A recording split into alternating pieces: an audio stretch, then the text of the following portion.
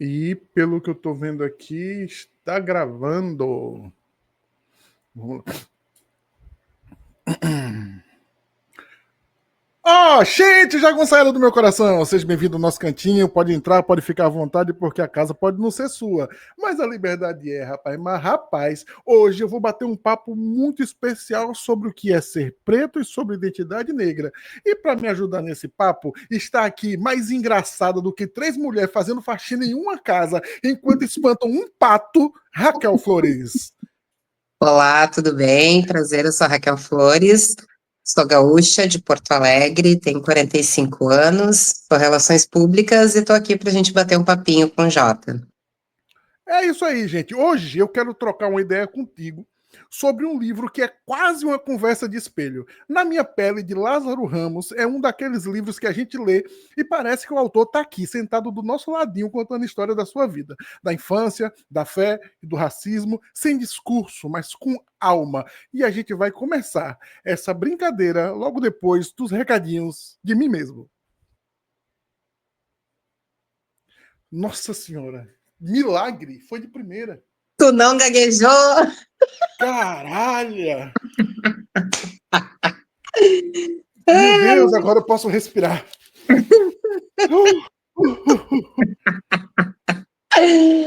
Ai, maravilhoso. Ai, viu? Olha aí, ó. Só fluiu. Chega, me arrepiei. Vixe, caô cabecilê. Só fluiu. Você sabe o que é caô cabecilê? Sei, é uma saudação. A. Eu acho que é algum? Não? Errou por pouco. É que eu tô muito boa, porque eu amo as religiões afro, porém eu não participo, né? Sim, Então, você falou assim, da outra vez.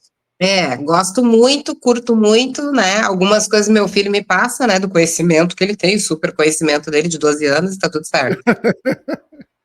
Caô cabecilê é a saudação a Xangô. Eu olhei, ó, quase. Tava ali, ó. Chegou ali Tava na pertinho. direção. Tava Pronto, indo no caminho. Outra bexiga. Vamos lá. E voltamos ao nosso programa, depois desse cara lindo ter feito os recadinhos. E a gente vai entrar primeiro logo direto no livro. Né? Primeiro eu quero saber de você, Raquel, como é que você pegou esse livro para ler? Né? Assim, como é que esse livro chegou às tuas mãos? Então, eu não sabia, na verdade, que o Lázaro tinha escrito 2 livros e foi algo muito sem querer que eu acabei descobrindo esse livro dele e ganhei de aniversário. Pedi para umas amigas, né, quando me perguntaram qual é o teu presente de aniversário, e já faz mais de um ano, né, que toda vez que alguém me pergunta qual presente que eu quero livros, né, gosto muito de ler, amo muito ler, e justamente ter essa experiência de um homem negro, né, dentro dessa sinopse que eu li rapidamente ali do que era esse livro, do que ele queria entregar, eu fiquei curiosa e gostei muito, assim, acho que foi um livro, ele não é um livro onde ele tem uma profundidade muito grande, mas eu acho que ele é um livro bem relevante e me fez visitar a minha história, me fez analisar muitos pontos, né, do que é ser negra, questões de como racismo, casais, né, negros, então eu acho que nesse sentido, assim, ele te leva a vários cantos, né. O Lázaro Ramos, o livro, ele reflete a personalidade do Lázaro, porque se você vê algumas entrevistas do Lázaro e até o programa dele, você percebe que ele é exatamente aquilo ali que ele está falando no livro. Ele não se envereda por temas muito profundos, nem muita, Exatamente. mas ele traz algumas reflexões que deixa a pulga atrás da orelha de uma forma bem natural. Eu achei muito legal nisso. O Lázaro Ramos, ele é um ator, né, diretor, escritor, apresentador brasileiro, né, nasceu em Salvador Ele é conhecido por atuar em diversas produções de cinema, teatro, TV e filmes como Madame Satã, né, que ele fala muito a respeito disso, O Homem que Copiava, e novelas como Cobras e Lagartos. E ele começou a carreira no Bando de Teatro Olodum, tanto que ele fala muitas vezes no livro que ele falava do bando, bando, bando. E é também um escritor de sucesso com obras infantis e adultas. Em 2022, ele estreou como diretor de cinema no longa-metragem Medida Provisória. Atuação, né? Ele destacou no cinema como filmes Madame Satã, como eu falei, O Homem Copiava, na Globo fez personagens como Foguinho e Cobras e Lagartos, né? Que lhe rendeu indicação ao Emmy Internacional, e também teve produções mais recentes, como a releitura de Elas por Elas em 2023. Como diretor, ele lançou o primeiro longa-metragem, que eu falei agora, Medida Provisória. Como escritor, Livros Infantis 2017, lançou a obra adulta Na Minha Pele, que é isso que a gente vai falar hoje, tornando-se um dos escritores negros mais vendidos do Brasil. O pior... E essa sinopse me deixa preocupado não por ser um dos escritores mais vendidos no Brasil, mas por ser explicitado que é um dos escritores negros mais vendidos do Brasil. A gente vai falar um pouco sobre isso, mas por que você ter o rótulozinho ali no meio? Né? É só um escritor muito vendido. Ser negro ou não, eu não vejo isso como relevante, porque o cara escreve muito bem, mas isso é um tema para essa discussão de hoje. Em outras atividades, ele é apresentador de TV, empresário, produtor, atua como embaixador do Unicef no Brasil, defendendo os direitos de crianças e adolescentes. Na vida pessoal, ele é casado com a maravilhosa a atriz Thaís Araújo, com quem tem 2 filhos lindos também. Essa é a história, o resumo do nosso... do autor desse livro, cara. E o livro... Ele é muito divertido. Tu sabe que agora, tu falando, eu lembrei, algo que eu não tinha lembrado, tá? Quando a gente falou que ia fazer essa pauta.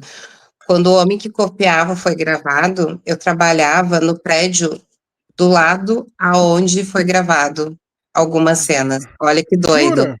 Juro, juro. E eu lembro que eu cheguei num dia para trabalhar num sábado e estava isolado o prédio, aquela coisa toda. Eu sabia que era uma filmagem, obviamente, né? Mas não sabia quem era, né? E anos depois, né, que eu fui quando eu fui ver o filme, que eu parei para analisar que era no prédio exatamente do lado onde eu trabalhava. Então, por um detalhe, assim, de cronologia, quase que eu conheci o Lázaro. Ó, uma coisa que eu quero, já que você falou do homem que copiava, né? Eu quero fazer uma observação a respeito da incrível e Leandra Leal, que tá gatíssima. Exatamente, exatamente. Novinha nesse filme. O Lázaro também estava bem novinho, tá? Muito Um estilo bem nova. jovial. Sim, Né? sim. E o Sim. Lázaro do filme O Homem que Copiava me parece ser o mesmo Lázaro Ramos ator. Eu acredito que ele apenas estava... Ele não me parece estar representando um papel muito... que fosse muito diferente dele, entendeu? Claro, tirando o fato de falsificar dinheiro, mas... sabe, o espírito daquele personagem dele, do André, se eu não me engano, é muito próximo do Lázaro Ramos, ator que a gente conhece, né? E, porra, o maravilhoso, incrível Pedro Cardoso, no papel de Cardoso também. Exatamente, exatamente. O lugar onde o Pedro Cardoso trabalhava, né? No filme, fica na frente de onde eu trabalho, na verdade, né? Porra, Que me é disse que você viu ele por aí, velho. Não, eu não vi, na época eu não vi, porque aquelas cenas ali são cenas que acabam sendo muito rápidas, né? Acabam sendo, assim, é uma sequência, né, que se grava, né? Eu sei porque o espaço que eu trabalho, a gente acaba recebendo, muitas vezes, algumas gravações, e é muito rápido, né? Muito rápido. Tu olhar ali num filme, num contexto, é uma sequência muito grande de momentos, mas aquilo ali é gravado num dia só, né? Então não dá oportunidade também de tu ver ninguém, né? É verdade. Bom, a gente vai entrar no livro e eu gostaria de perguntar para tu gosta de camarão, mulher?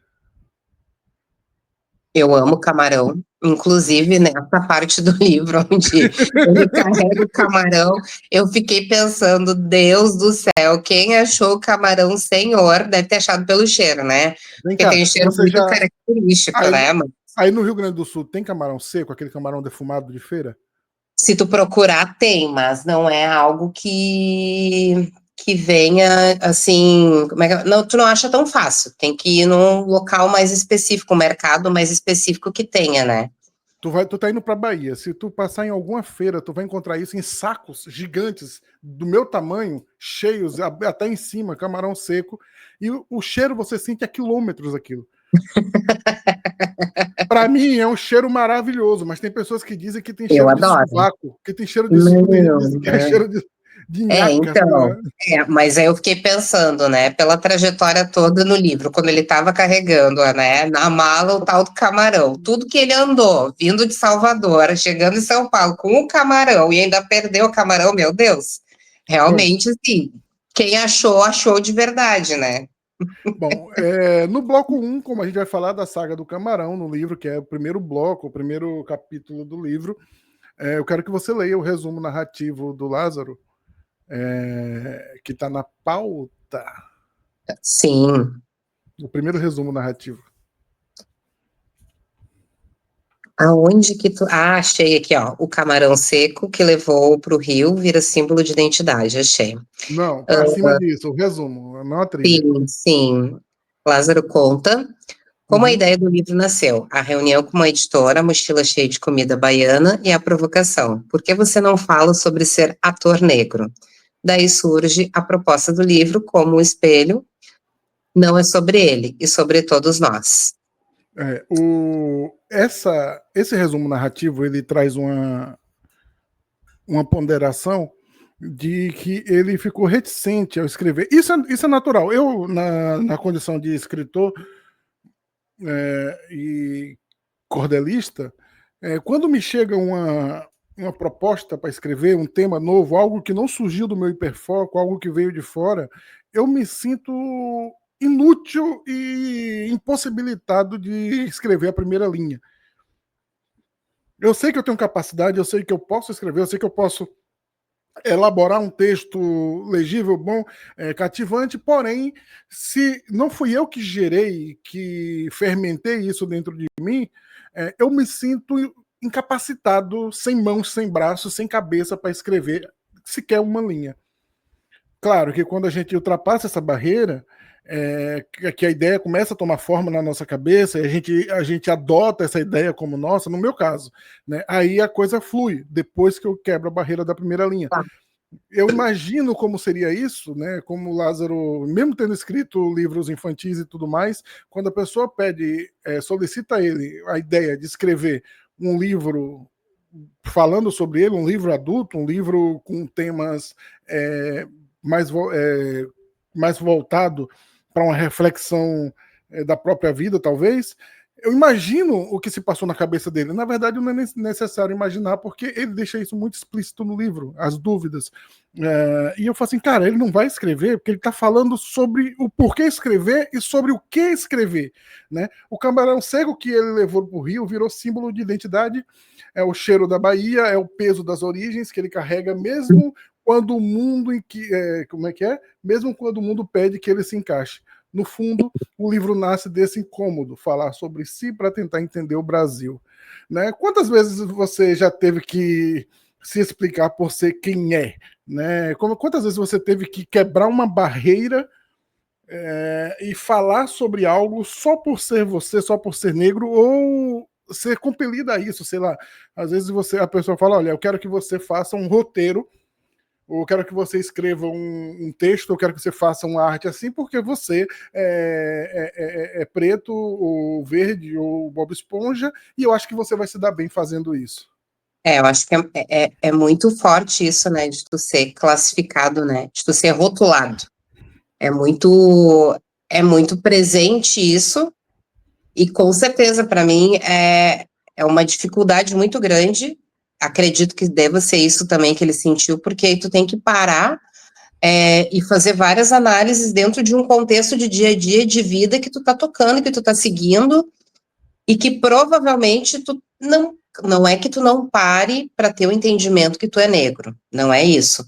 Mas eu acho que a gente acaba seguindo um fluxo de vida, de tarefas, de profissionalismo e de meio familiar, de relacionamentos que não necessariamente tu precisa sempre contextualizar nisso como uma mulher negra, uma mãe negra, uma profissional negra. Claro, como eu disse, a gente não deixa isso de lado nunca, mas tu tem que parar e aí tu tem que fazer toda uma análise de como isso reflete, né? Não só para ti, mas eu acho que principalmente para os outros, né?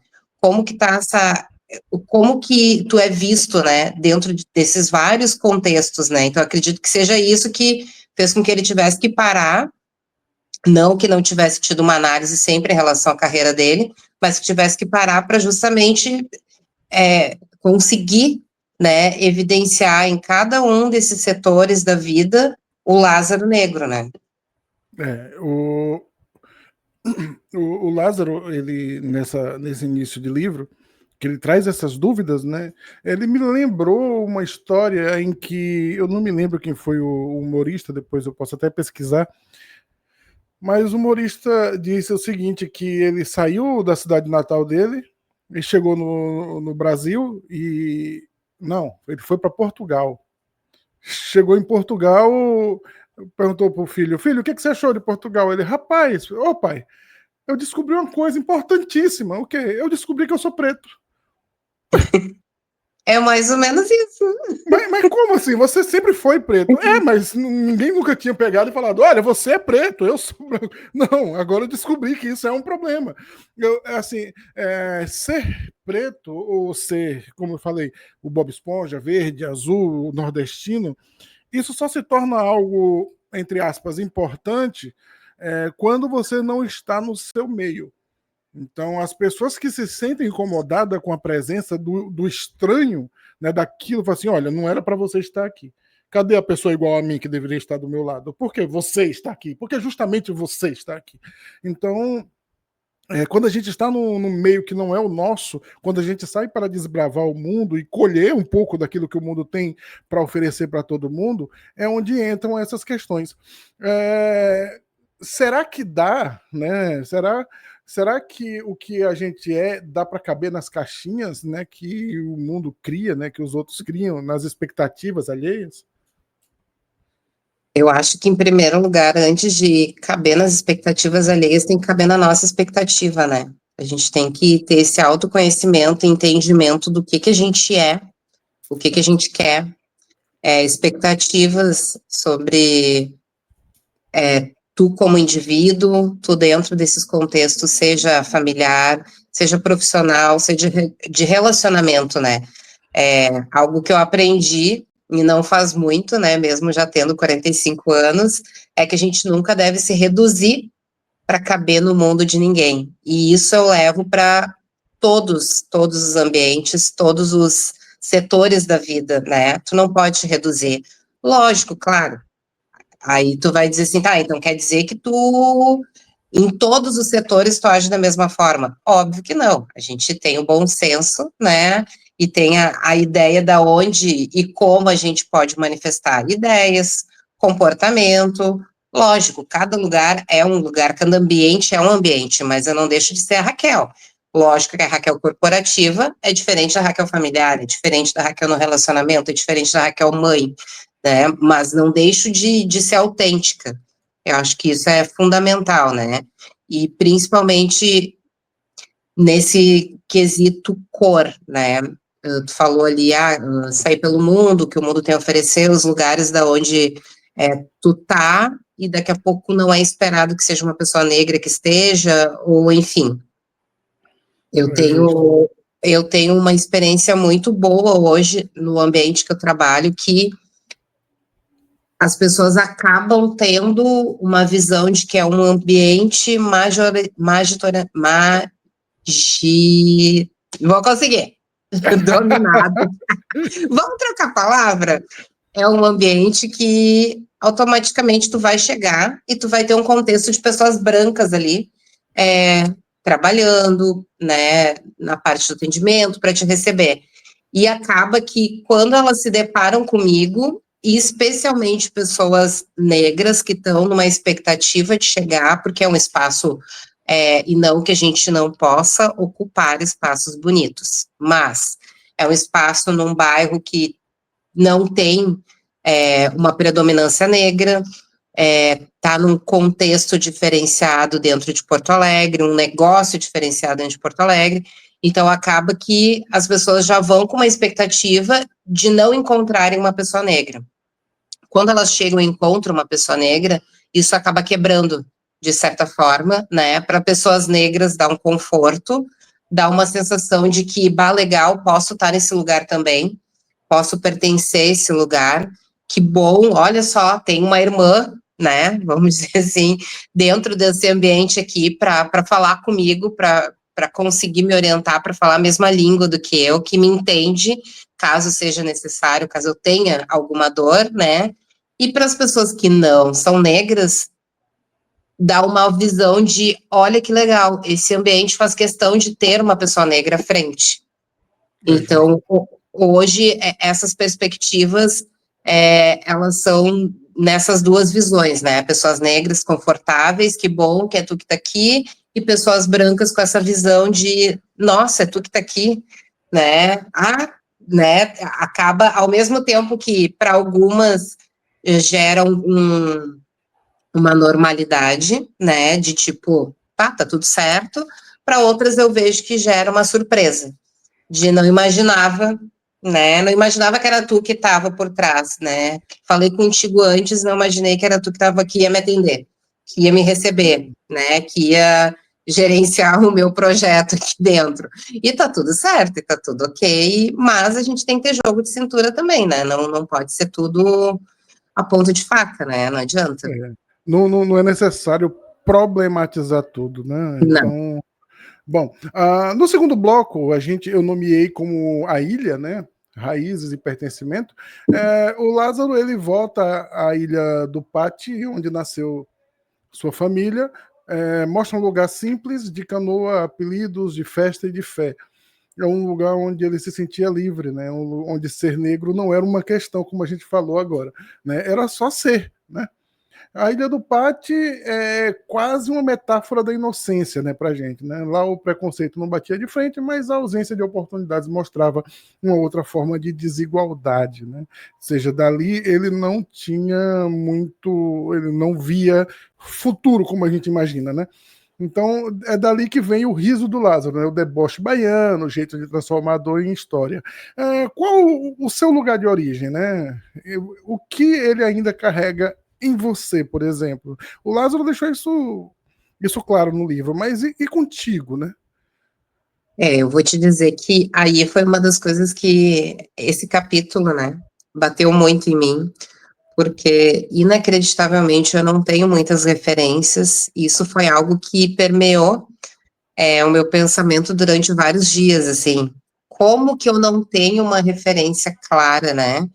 E acaba que, infelizmente, a gente eu não tenho um histórico familiar, né, de bisavó, de bisavô, da onde veio, né, inclusive me deu um pouco de inveja, né, do Lázaro, porque eu queria ter uma ilha do Pati para mim também, aonde, mesmo que em algum momento eu entendesse que eu precisava sair daquele lugar, porque eu queria algo diferente, eu queria alçar outros voos, mas me deu esse sentimento de, imagina que maravilha deve ser tu ter essa referência toda de criação e tu ter essa liberdade toda, né?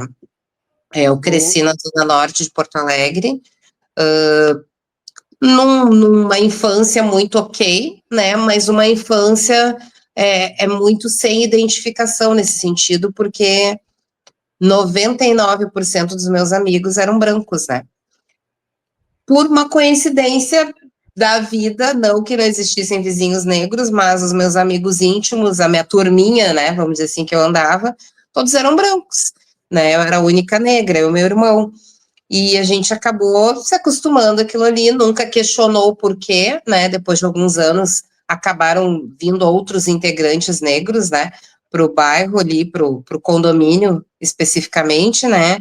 E eu já tinha, o quê, 21 anos, quando eu, digamos assim, achei o meu grupo de mulheres negras, que eu me identifiquei, que eu comecei a realmente frequentar um pagode, um samba, né? Então, assim, eu demorei a amadurecer nesse sentido, e como isso faz diferença, como isso é reconfortante, assim, tu ter esse contexto de amizade de pessoas iguais, é muito diferente, com certeza, assim, te dá uma segurança, né, tu como ser, como indivíduo, né, eu até, dentro disso que tu falou, que tu já tinha deixado ali a pauta para mim, fiz rapidinho ali uma pesquisa, e, como tu sabe, Rio Grande do Sul, nós somos 21,19% apenas da população. Então, a gente tem uma quantidade extremamente IBGE de 2022. Imagino e tenho fé e acredito que já tenhamos chegado pelo menos a uns 25, 26% da população. Mas, se tratando de Rio Grande do Sul, uma colonização quase que totalitária de italianos e alemães, né? Então, realmente, a negritude aqui, ela tem que fazer toda uma força, um movimento para conseguir manter várias coisas, como carnaval. Ontem foi Dia da Consciência Negra, então eu acabei participando, fiz um circuito, que nem eu disse, né? Eu fiz um rolê aleatório de circuito de eventos, né? Desde evento de mulheres, até evento de empreendedores, até uma finalização com show de reggae. E, assim, é importante mesmo a gente estar nesses espaços, é importante a gente se fazer presente, porque tu sente uma força, assim, de olhar no olho do outro, mesmo que tu não conheça, é incrível, assim, como isso fortalece, sabe? Como dá para dizer assim, a gente tá aqui. Eu acho que é Ó, muito disso, né? eu sou, assim, eu tenho um pensamento diferente, que eu sou contra qualquer hegemonia que exista, né? Então, tipo, nós vivemos num país continental. O Brasil é um dos maiores países do mundo, né? Está entre os 3 ou 5 maiores países do mundo, em extensão territorial. Tendo isso em vista, nós temos estados que são maiores do que alguns países. Então, tipo assim, nós temos estados que estão muito longe um do outro, que poderia ser a distância de um continente. Então, para que ser todo mundo igual? Nós temos índios ao norte, nós temos alemães ao sul, e, cara, isso é rico de uma forma que as pessoas não sabem entender, e eu gosto dessa pluralidade, eu gosto dessa coisa diferente, eu gosto de chegar no norte ali e ver aquele olhinho mais puxado, aquele cabelo mais liso, né? Aquele pessoal da carinha um pouquinho mais redonda. Cara, que coisa linda. Chega aqui no Nordeste, aí nós temos cabeça chata, né? Temos a galera mais cabeçuda aqui do Nordeste, o pessoal mais força bruta. A gente desce mais um pouquinho para Bahia, tem a pele retinta, tem o preto, tem o caboclo e o preto que com Rastafari ali, que fuma um negócio ali na ladeira do Pelô, que tá ali jogando uma capoeirazinha legal. Você desce mais um pouquinho, você tem o Aiçó, né? Você tem Minas, você tem Goiás. Cara, é uma pluralidade, é uma coisa linda em todos os lugares. Eu sou contra a ideia de que todo mundo tem que ser igual em todos os lugares. As pessoas têm que ser diferentes, precisam ser diferentes, porque a cultura, ela é diferente. Então, e ela é rica justamente por ter essa diferença, por Com ter um monte de certeza. coisas em vários lugares. Aí, o que eu acho que é imprescindível e indispensável é o respeito ao próximo, o Com respeito certeza. ao meu irmão, ao vizinho, ao parente, ao visitante. Todo mundo precisa ser respeitado. Ah, mas ele é azul e eu sou vermelho. Foda-se. Isso não quer Somos dizer nada. pessoas, né? Se Somos você diz, pessoas. se você desrespeitar o vermelho, mesmo que você seja azul ou verde, foda-se, você vai ter que pagar por isso. E, cara, para mim isso Exato. estaria muito bom. Né? Mas as pessoas, na hora da raiva, elas sabem jogar para fora todo o preconceito que esconde dentro do seu peito, e aí é onde o bicho mora. Já que a gente falou de raízes, né? Desculpa esse faniquito que eu dei agora.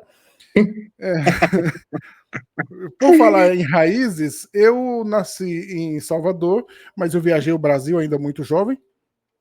Fui morar em Garanhuns, no Pernambuco, depois Arapiraca, nas Alagoas, depois cheguei aqui em Aracaju, em Sergipe. Eu, como nômade, a gente não tinha posses, então nós mendigávamos na rua. Né? Nós éramos mendigos, nós morávamos debaixo de barquisas, debaixo de pontes.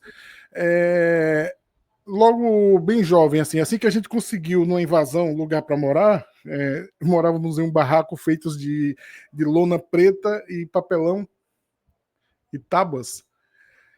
E quando a gente conseguiu esse lugarzinho, que a gente fez esse barraco, aí a minha mãe falou assim, vai voltar para a escola. E aí colocou a gente na escola de volta, porque ela falou assim, pode ter pobre aqui, mas não vai ter ninguém burro, não. Ótimo. E aí a gente voltou para a escola. Na escola, olha que coisa horrível. Eu ia de manhã mendigar na cidade, já que a favela era um pouquinho mais afastada, e aí eu tinha que voltar antes do meio-dia, que era para dar tempo comer e ir para a escola à tarde. E aí de mim se eu não chegasse a tempo, porque minha mãe, eu ia para a escola de couro quente. Tinha o teu Portanto, compromisso, né? meu Mas compromisso. Imagina no dia que eu bati numa porta, né, fiz aquela ladainha decorada para solicitar um auxílio ali, e quando eu levanto os olhos para ver a minha professora que estava lá. nossa, Eu, menino de 13 anos,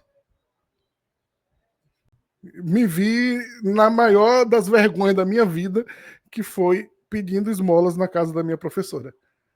sim, Tipo assim, eu não preciso nem dizer que eu me teletransportei, né? Saí, com certeza. porque ela Mas, me chamou, Jota, você? Ah, meu Deus!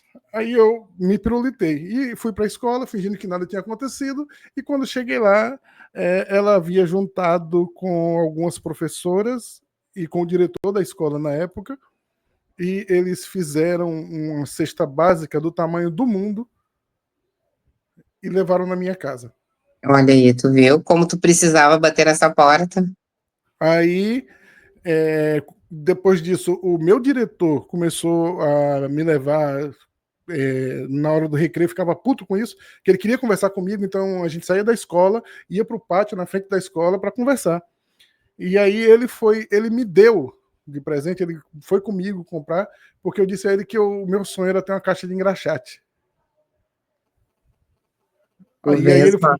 ele foi comigo comprar os materiais, a gente comprou, montamos a caixa, e eu saí no primeiro dia da minha vida para engraxar sapato, sem nunca ter feito isso na vida.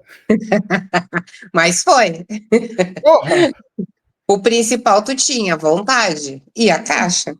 Então, essa assim, é a base de onde eu vim.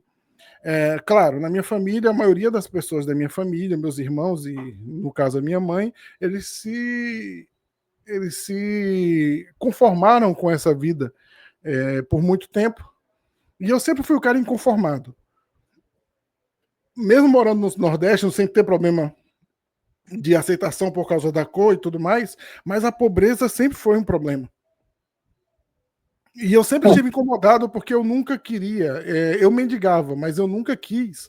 Eu nunca me sentia bem recebendo nada de ninguém gratuitamente ou sem um esforço da minha parte para merecer aquilo. Tanto que na primeira oportunidade para trabalhar, o cara fala assim: Você quer? Eu quero. Você vou. Mas Vou, sabe não me fazer, incomodo, não. Vamos. aprendo.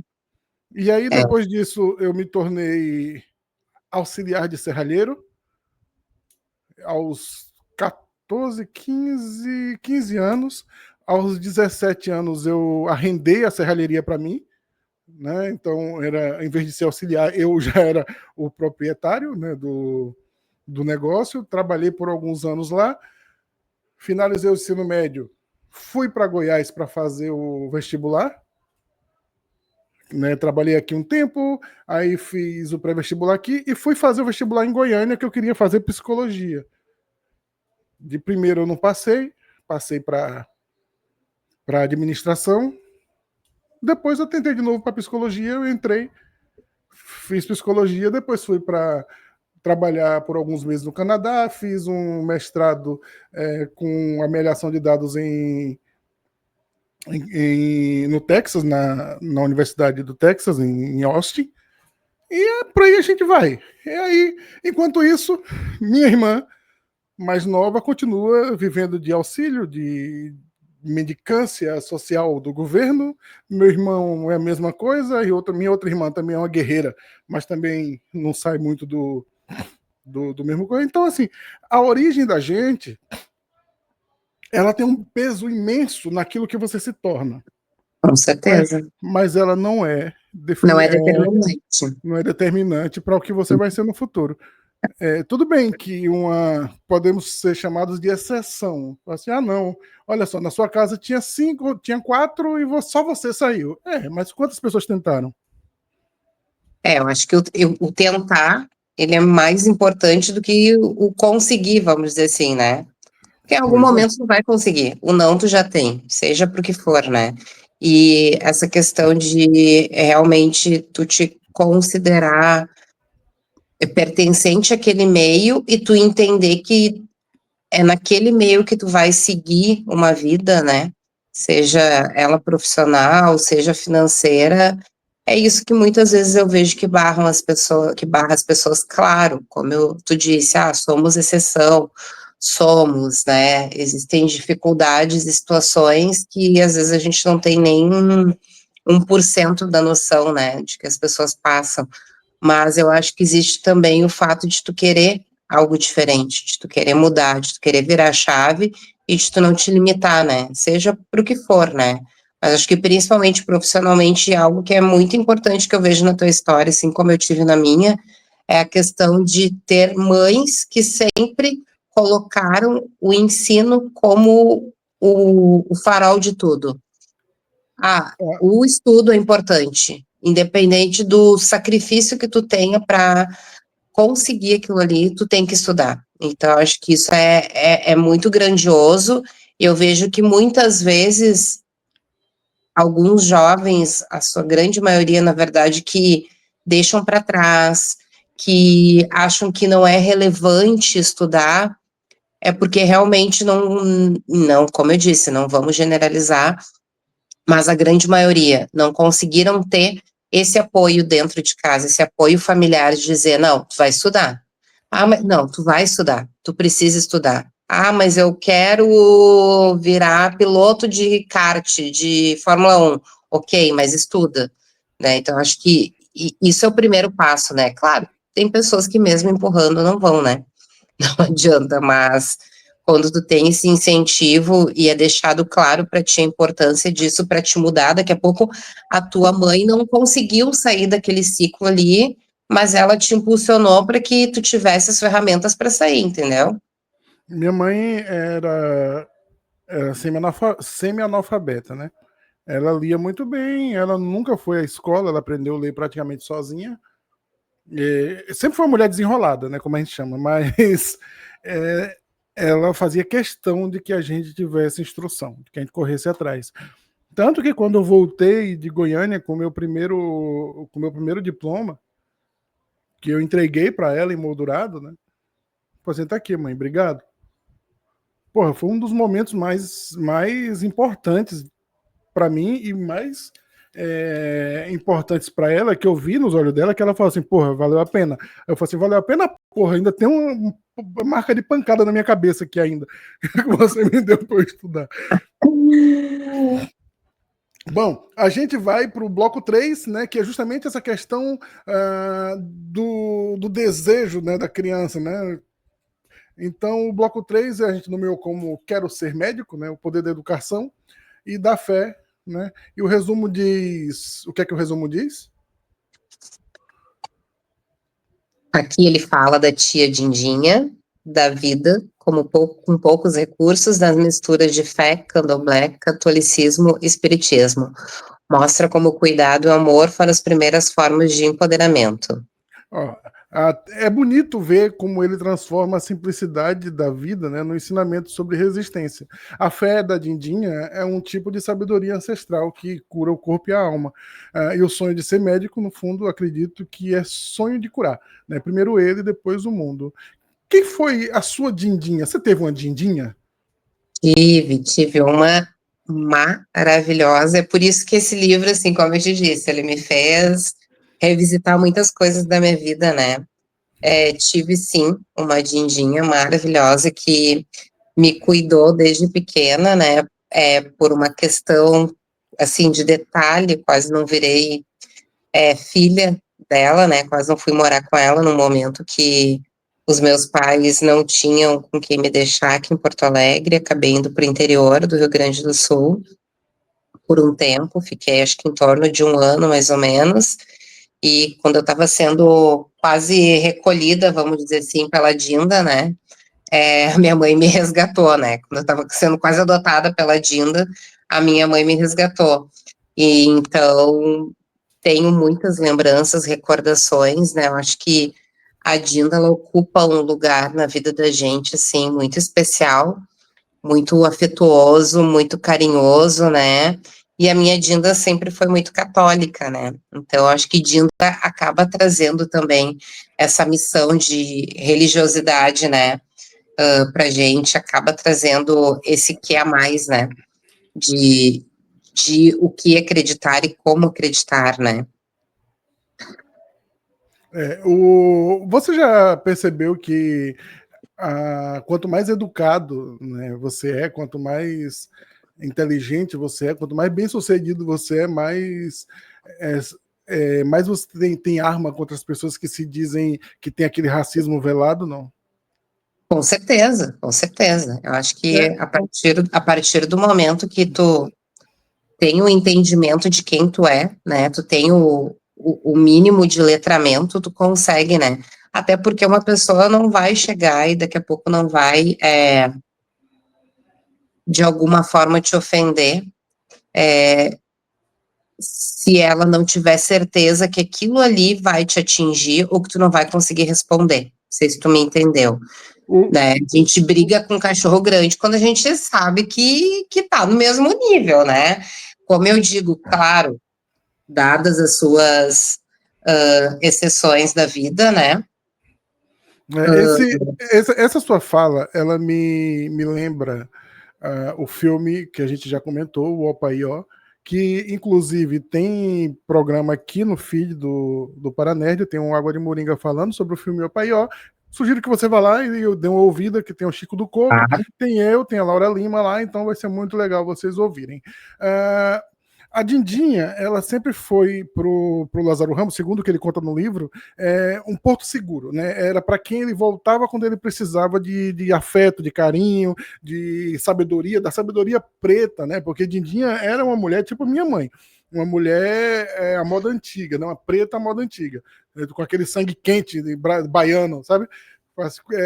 Tu fala assim, mãe, eu te amo, uma porra, né? Mas você sabe que ali tá cheio de amor. Né? Você sabe que ali tem muita coisa boa ali dentro.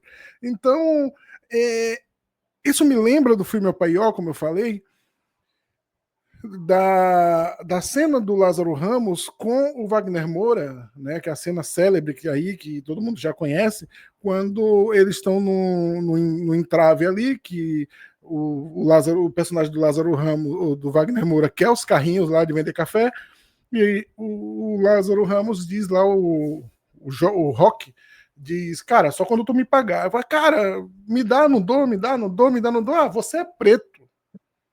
E aí, Exatamente. e aí você percebe a inabilidade da pessoa em argumentar, ainda que sem razão, em argumentar numa peleja onde ele não tem como vencer. E aí ele vai para o emocional e puxa de dentro de si aquilo que está arraigado lá no fundo, que é o preconceito. Fala assim, eu vou diminuir chamando ele de preto.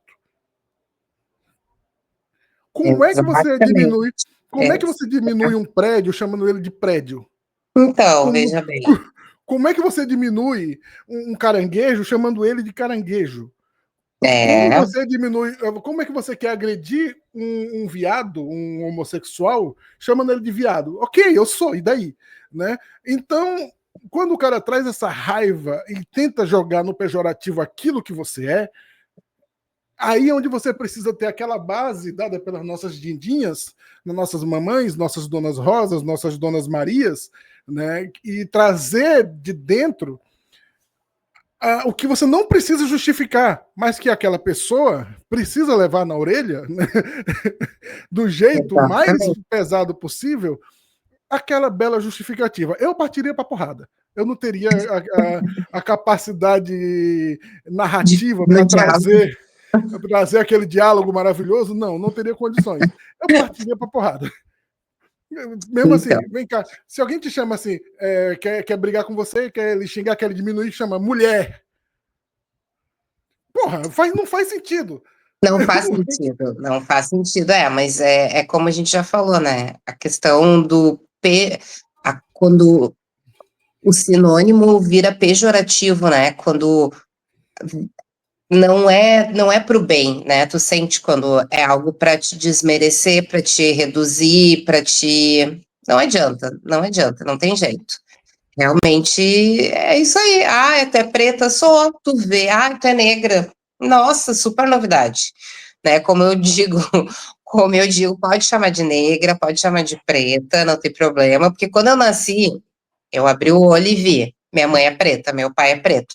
Automaticamente, eu sou o quê? Preta, né? A probabilidade de eu ser loira de olhos azuis era muito pequena, né? Ou Vamos isso, combinar. isso iria depender da hombridade da sua mãe e do tamanho da cerca da casa, né? Você, Mas olha, sabe, mas sabe que eu sempre mexo muito com meu pai, né? Porque nós somos 4 com meu irmão e eu sou muito mais clara que o meu pai e que a minha mãe, em função de avós, enfim, sim, né? sim, igual eu aqui. E aí eu sempre mexi com meu pai, né? Porque quando eu nasci branca, eu realmente nasci branca, branca. E aí todo mundo que foi me visitar no hospital perguntou assim: "Ah, mas ela é branca? Ela é branca? Ela é branca?" E aí alguém em algum momento disse assim: bom, deve ser filha do leiteiro, porque na época Né? o leiteiro levava o leite na garrafinha, na porta de casa, entendeu? E até hoje eu mexo com meu pai, quando ele fala alguma coisa assim que ele vem me repreender, eu digo, opa, sou filha do leiteiro, vamos se respeitar. Não sou tua filha, vamos lá. o, o quarto bloco, né, ele fala sobre a visibilidade, né, e a luta. Ele fala da vida no teatro, no bando de teatro Olodum, né, e você pode perceber, eu vou abrir um parêntese aqui para o ouvinte, que a gente está falando do livro e trazendo um contraponto para nossas vidas, porque é impossível você falar desse livro sem Tá. fazer isso. Né? Quando eu não consigo ler, né? Então eu ouvi tipo áudio, eu botei o celular para narrar para mim.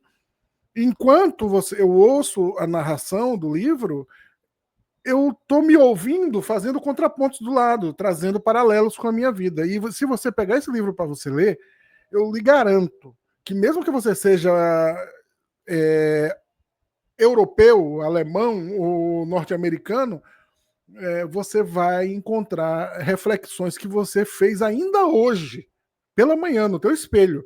E o quarto bloco ele fala sobre isso, né? Sobre a vida no teatro, da sua origem lá no bando de teatro Olodum e como o palco virou um espaço de resistência, né? Então no palco ele conseguia trazer algumas ele tinha um acolhimento ali, até dos seus próprios pensamentos, das suas dúvidas ali, né, tal como ele tinha no passado com Dindinha, ele encontrou no bando de teatro Lodum um paralelo ali, que era uma outra Dindinha que ele tinha, né, que era esse grupo de teatro. E ao ganhar fama vem o dilema, representar ou ser reduzido a estereótipos. Né? Então, quando ele disse que só chamava ele para fazer o papel de preto da história, né, a gente entende que não é falta de papel, é falta de imaginação de outra pessoa. A arte, nesse caso, vira território de disputa, mas também de cura. Aí você tem um, um pedaço do livro que eu acho bem interessante, que, como eu falei, o livro é despretensioso.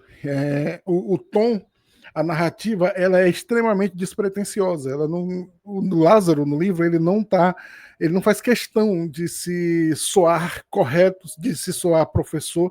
Ele nem traz um ar paternal. Você não tem na narrativa aquele ar paternal. Você tem uma narrativa de um colega falando besteira para tu. Fala assim: ô rapaz, ontem saí com a neguinha massa, tomei uma cachaça, tá? Depois, cara, vomitei no bar, meu irmão. Então é nesse tom. E mesmo nesse tom, ele traz algumas reflexões que é muito interessante. Quando ele fala sobre os papéis na publicidade, os papéis nas novelas, onde em toda novela, né? E aí a gente tem que entender que novela é um exagero da vida. Então você tem em alguns núcleos o bandido, o mocinho, o meliante, a devassa, o devasso, o certinho. Então tem que estar todo mundo junto. Na vida real isso não acontece desse jeito. Mas o preto, nesses casos, e até muito recente, ele não tinha papéis de destaques ou papéis comuns que não trouxessem para a tela a condição de ser preto. Ou seja, o preto era colocado em papéis onde ele estaria ali por ser preto. Então, fala assim, o bandido, então tem que ser um negão, né? Zé Pequeno, cara de bandido, né? Então, ou é o preto escada, né? Aquele preto que serve para levantar o poder do protagonista e coisas desse tipo. E a pergunta que a gente tem é: será que todo artista preto tem que ser militante? Vou falar um pouquinho antes do que tu falou, né? Esse livro foi o primeiro livro que eu li de alguém que eu tenho uma afinidade, vamos dizer assim, uma admiração, e que é uma voz que para mim é muito marcante, né? Então, acho que exatamente isso que tu falou, a impressão que tu tem enquanto tu tá lendo, ou enquanto tu tá ouvindo, no teu caso, é que tu tá conversando com um amigo, né? É muito doido, assim, vários trechos do livro, assim, eu chegava a ouvir a voz dele como se estivesse me narrando situações, né, me narrando justamente a conduta dele, esses questionamentos que ele faz, né, e esse acho que é um questionamento muito importante, né, essa questão de militância, de ter essa necessidade, né, eu sou uma mulher negra que não faço parte de nenhum grupo específico.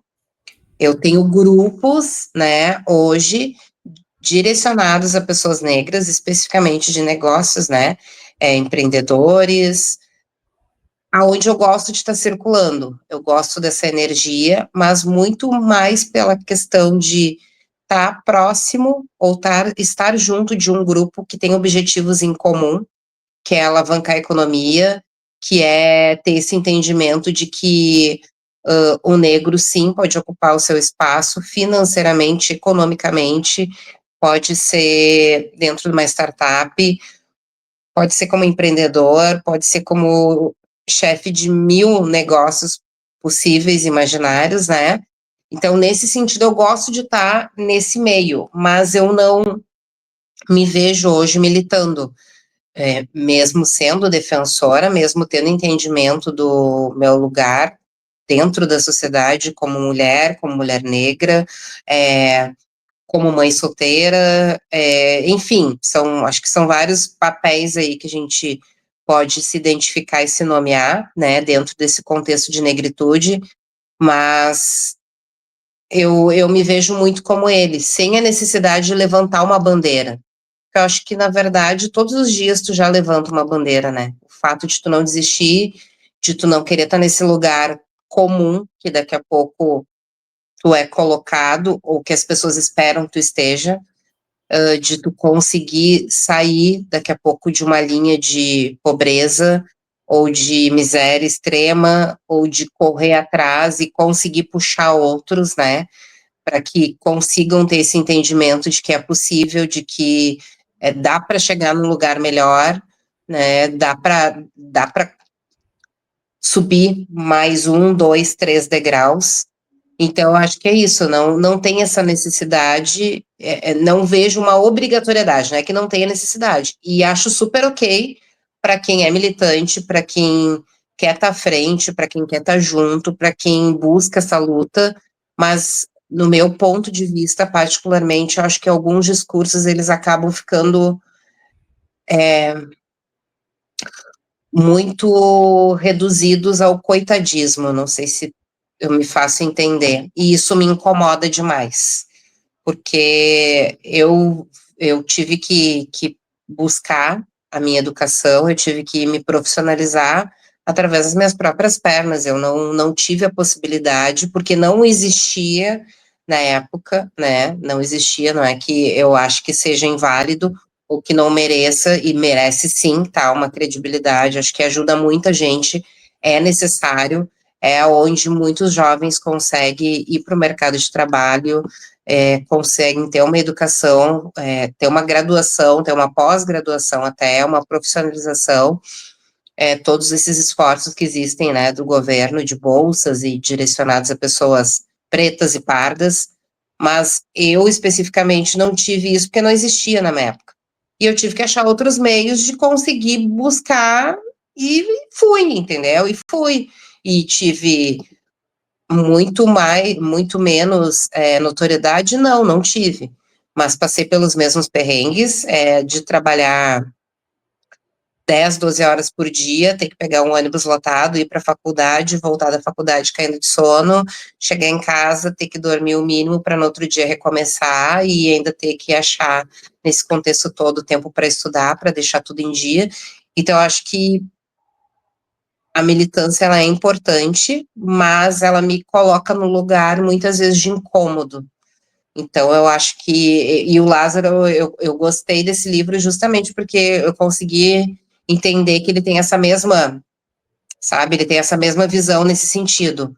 Tu pode, por outros caminhos, por outros meios, dizer que tu veio. Não necessariamente tu tem que te filiar a algo, sabe? Tu tem que estar na frente conduzindo algo. O quinto bloco, onde ele fala sobre a conexão com o imaginário, ele fala... lê o resumo narrativo, por favor. Esses capítulos tratam de como o olhar do outro molda o nosso. Lázaro fala de espelhos, da referência do valor divergente parecida com a gente em todos os lugares. O imaginário brasileiro ainda precisa se ver inteiro, né? Não dá para contar o país sem contar os pretos. A representatividade não é moda, é uma necessidade de pertencimento. E quando foi a última vez que você se viu representada na TV, no cinema ou na literatura, né? Eu acho que como a gente está num momento de muito aquecimento preto, vamos dizer assim, então a representatividade é algo que ela tá todos os dias, né? Que bom que ela tá todos os dias, né? Eu, agora no dia 20 de novembro, eu participei de um evento de mulheres que tinha uma jornalista, que é de uma das nossas emissoras aqui do Rio Grande do Sul, que não é a emissora líder, né, mas é uma das emissoras aqui do Rio Grande do Sul com muita relevância, e ela estava lá, e ela justamente contou que a emissora líder, em dado momento, questionou o porquê do cabelo, e que ela ficaria muito mais em evidência, né, do que as matérias que ela estaria pautando, então, por isso, não seria uma vaga que naquele momento estaria apta para ela, né. Então, mesmo ainda, né, acho que estando em evidência, existem e vão existir sempre, né, algumas barreiras que a gente precisa bater o pé e ter muita resistência, né, de daqui a pouco querer dizer como que deve ser o jeito de falar, como que deve ser o cabelo, como que deve ser o modo de se portar, né, mas acho que, ao mesmo tempo também, a gente tem aí um leque de outros nichos que, quando eu era pequena, por exemplo, não existia, né, produtos de cabelo, maquiagem, mil opções hoje de tranças, né, que é algo que na minha infância, quem fazia minhas tranças era minha mãe, aquela trancinha rasteirinha, né, mas não existia um alongamento de trança como que eu uso hoje, uma possibilidade de mil cores diferentes de cabelo que tu pode usar, estampas africanas que contam toda a história, né, daquela estampa ali, e tu pode escolher e usar uma história diferente a cada dia. Então, acho que a representatividade hoje, ela está muito mais latente, e a gente pode sim, né, tá usufruindo dela, e se ver, né, e se reconhecer. Eu acho que é muito disso, de tu ligar a TV, é de tu ouvir uma música e pensar, nossa, tenho certeza que esse cantor é um cantor negro, porque sim, temos uma voz diferenciada, e tu descobrir, e tu descobrir que sim, né, gratamente, assim, como eu digo, é algo, é um sentimento de muita gratidão, quando eu escuto uma música pela primeira vez, e eu penso, nossa, tem que ser uma mulher negra, tem que ser um homem negro. E aí, quando eu vou pesquisar, eu descubro que é. Meu Deus, que felicidade. Então, eu acho que é isso, assim, a gente ficar feliz por essa ascensão em tantos contextos diferentes, não é só na TV, é na música, é nos negócios, né? Como eu te disse, quando eu recebo pessoas no local onde eu trabalho e vejo que o empresário é um negro, isso me faz muito feliz, né? Quando eu estou esperando o João, o José, o Mário, e descubro que por trás dele é um negro que está conduzindo aquele negócio ali. Então, eu acho que é isso, né? Você tocou no assunto, assim, que ele também toca nesse assunto, e eu queria fazer uma pontuaçãozinha quando você falou sobre vozes pretas, vozes brancas, né, que a gente ouve a voz e aí tem um quê ali que você percebe que não é só tem uma identidade por trás daquela voz. Aí você me lembrou do Emílio Santiago, do saudoso Emílio Santiago, que puta que pariu, nem que seja uma vez por semana eu tenho que ouvir muita coisa do Emílio, porque eu sou apaixonado. Se eu pudesse, eu abraçava esse preto, enchia ele de beijo, velho, porra, mas.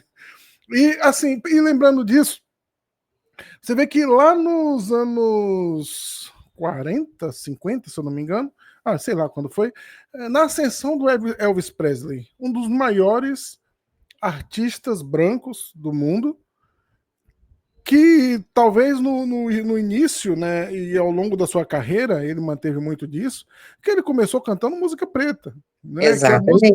a música soul, o soul country, né, aquela música soul mais dançante, com os trejeitos preto, rebolado negro ali, aquela coisa mais escalafobética, né, dos anos 50 ali. Ele era um branco fazendo cosplay de preto, né? Exatamente. E isso conquistou a porra do mundo, né? Pelo menos da América, de uma forma onde não se via. Enquanto isso, os pretos estavam cantando nos bares escondidos, nos guetos ali, nos porões. Os grandes nomes, né, da música preta estavam dentro de porões, cantando ali escondidinho ali para um seleto grupo de pessoas que poderiam frequentar ali. Então, cara, como eu falei, a diversidade de característica no mundo, ela é extremamente importante, que ela traz essas coisinhas que são pérolas maravilhosas. Não estou dizendo que eu preferia ouvir um Elvis Presley em detrimento de um Emílio Santiago. Porra, o Emílio, eu dormiria com ele, eu deitaria com ele facinho. Se ele chegasse para mim e falasse assim, aí, negão, hoje tem, você, gente, agora. Mas, e olha que eu sou hétero. Tu sabe que eu falo isso do Seu Jorge, né? Que Tu sabe que eu voz. falo do Seu Jorge, assim, cara, tu já imaginou tu acordar de manhã e tu ouvir o Seu Jorge te dando bom dia? Bom, e ainda o cara tem uma voz grossa, de manhã com aquela voz rouca e grossa.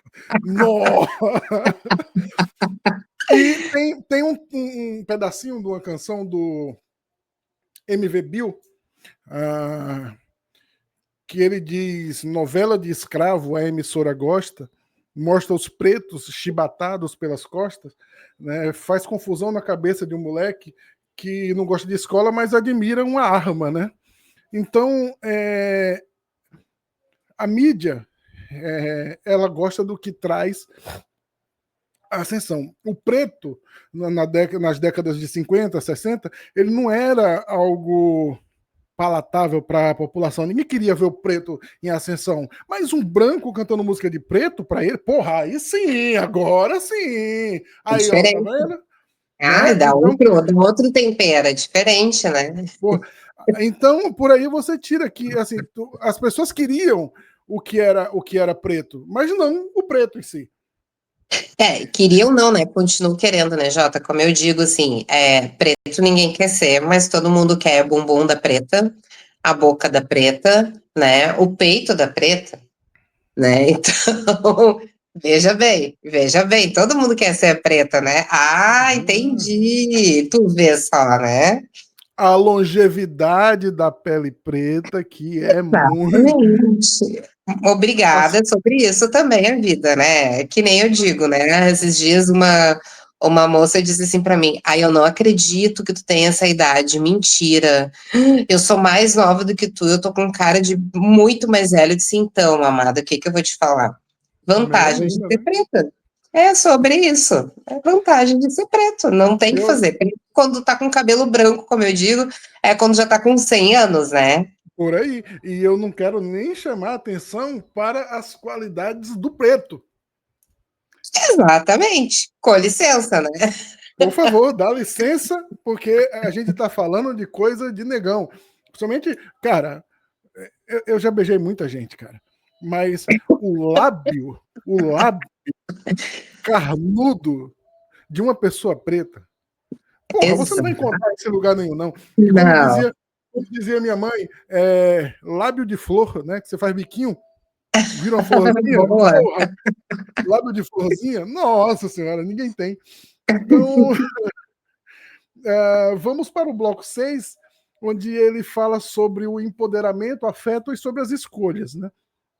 No resumo Isso. narrativo ele reflete sobre como o empoderamento começa dentro de casa, com amor, com educação, com autoestima. Aí você percebe que ele está puxando de novo as suas origens ali, né? Ele fala da importância das escolhas éticas e como se manter fiel à sua própria essência, mesmo quando o sucesso tenta moldar o caminho, e aí é onde mora o perigo. O empoderamento sem afeto é só vaidade, o que muda o mundo é o amor com propósito. As escolhas de Lázaro Ramos são lições sobre coragem e sobre como a dignidade é o verdadeiro luxo. E você tem orgulho da pele que você está vestindo desde sempre? Com certeza. Eu acho que uma coisa que é importante, né, é essa questão do, que é uma palavra tão, hoje tão em evidência, que é empoderamento, né, que em algum momento devia ter algum outro sinônimo, né, mas hoje a gente usa empoderamento, mas eu acho que isso a gente aprende aos poucos, eu acho que a gente se apropria, né, nem aprende, se apropria aos poucos, né, de ter esse entendimento de indivíduo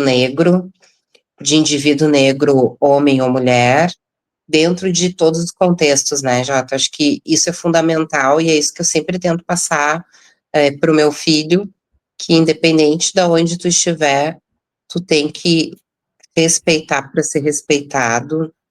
Eu acho que isso é fundamental, que ninguém pode dizer que tu não pode ou que tu pode qualquer situação devido à tua cor, né?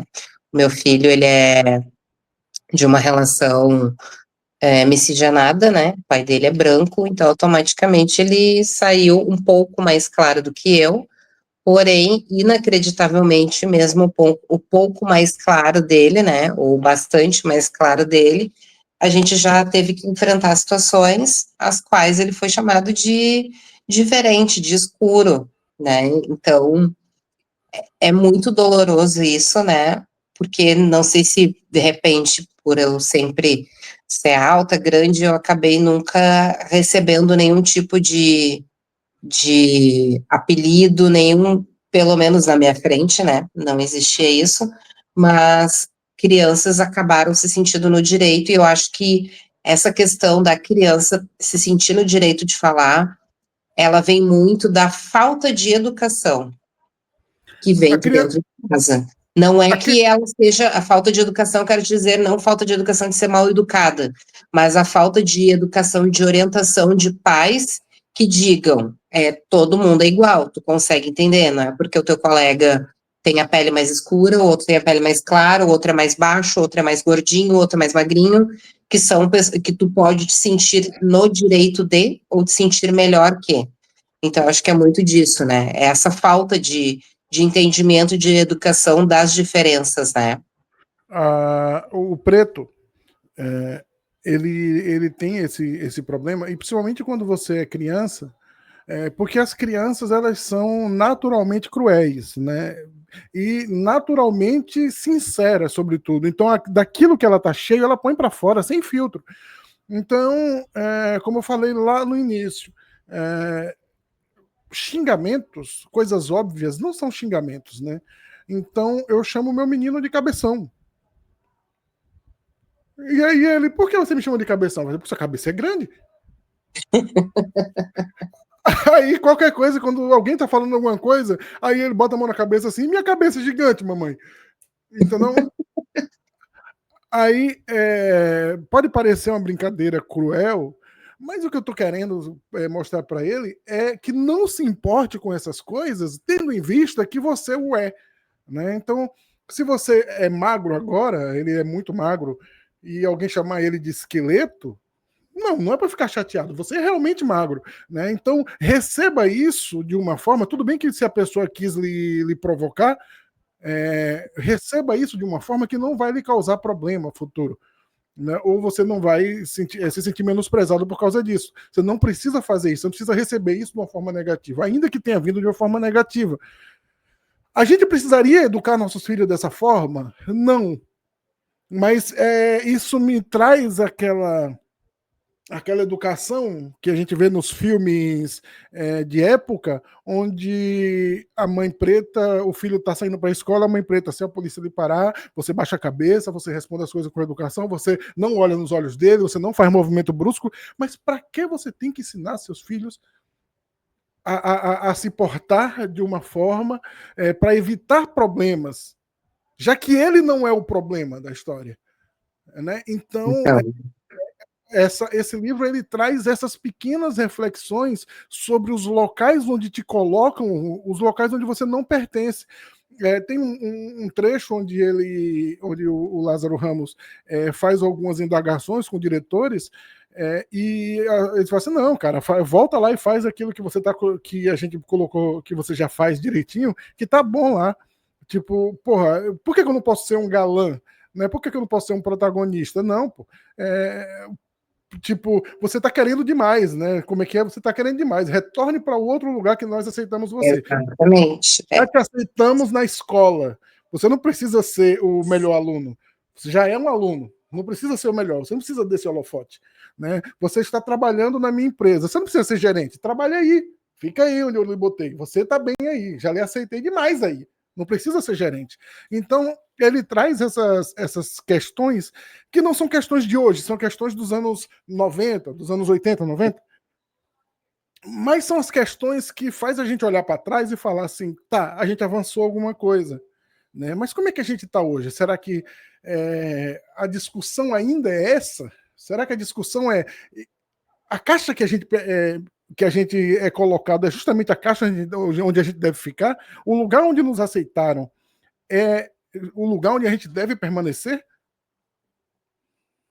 Então, se é um local aonde tu te sente respeitado, é um local aonde tu te sente seguro, confortável, por que não? Eu não acho que a gente tem que ser reduzido a espaços, mas eu acho que a gente pode sim, sabe? Te falo por uma experiência própria hoje profissional. Eu hoje não, já vamos para quase 5 anos, né? Do espaço onde eu trabalho, e é um local onde eu me senti realmente valorizada, pertencente, me senti empoderada, sim, me senti com oportunidades, né? Coisas que em outros espaços eu não tive, e não tive não apenas pelo fato de ser negra, mas pelo fato de ser negra e mulher, sabe? Então, isso hoje, claro, tive que sair desse espaço, logicamente, né, para ter essa percepção, mas eu vejo que faz a diferença, e faz a diferença tu estar num espaço, mas tu não ficar só nele, tu poder ter a visão de outros, eu acho que isso é fundamental. tu poder ter o entendimento de que tu pode correr, vamos dizer assim, para outros espaços, né? Que tu pode ir e ter a liberdade de ir e ser aceito porque tu é uma pessoa que tem capacidade de, em qualquer outro espaço que tu queira, entendeu? No bloco 7, é o filtro e o silêncio, né? A imagem e o controle. Qual é o resumo narrativo? Lázaro fala da mídia e de como suas palavras muitas vezes são recortadas. Ele aprende que nem tudo precisa ser dito e que o silêncio também é uma forma de resposta. Que bonito. Já que ele falou sobre mídia, eu queria abrir um parêntese, já que você é ouvinte de podcast, meu amigo, minha amiga. Bota um copo em cima aí do computador, que a gente vai fazer uma oração. Não, não vamos. Em 4 de novembro de 2021, o podcast Mano a Mano do Spotify, né, que é apresentado pelo Mano Brown, vocalista do grupo Racionais MCs, e puta poeta e compositor, e cantor da mais alta estirpe, ele traz uma entrevista com Thaís Araújo e Lázaro Ramos. Cara, se você quer entender um pouco mais sobre o conteúdo desse cara que a gente está falando aqui, cara, ouça esse programa. Primeiro porque o programa do Mano Brown, ele é maravilhoso, né?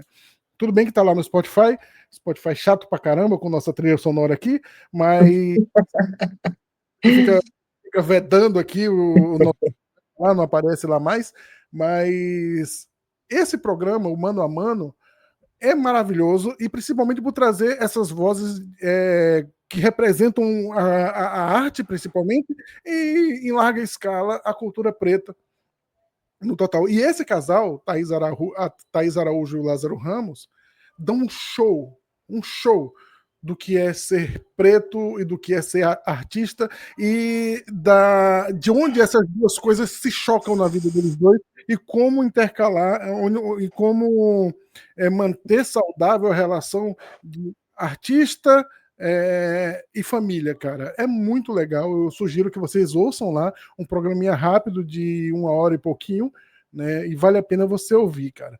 Então vai lá dar uma ouvida e depois lê esse livro Na Minha Pele, que a gente está falando hoje, e vamos continuando, que nesse bloco 7, ele descobre que tem hora para falar, mas também tem hora para se calar e se preservar. Ser preto em destaque é viver o tempo todo traduzindo o que sente. Isso me deixou... Tipo assim, eu não sei o que pensar a respeito disso, porque eu nunca tive que me conter ou ter que explicar uma ação minha só pelo fato de eu estar numa posição de um destaque étnico, por exemplo. Conseguiu entender alguma coisa disso? Isso lhe trouxe alguma...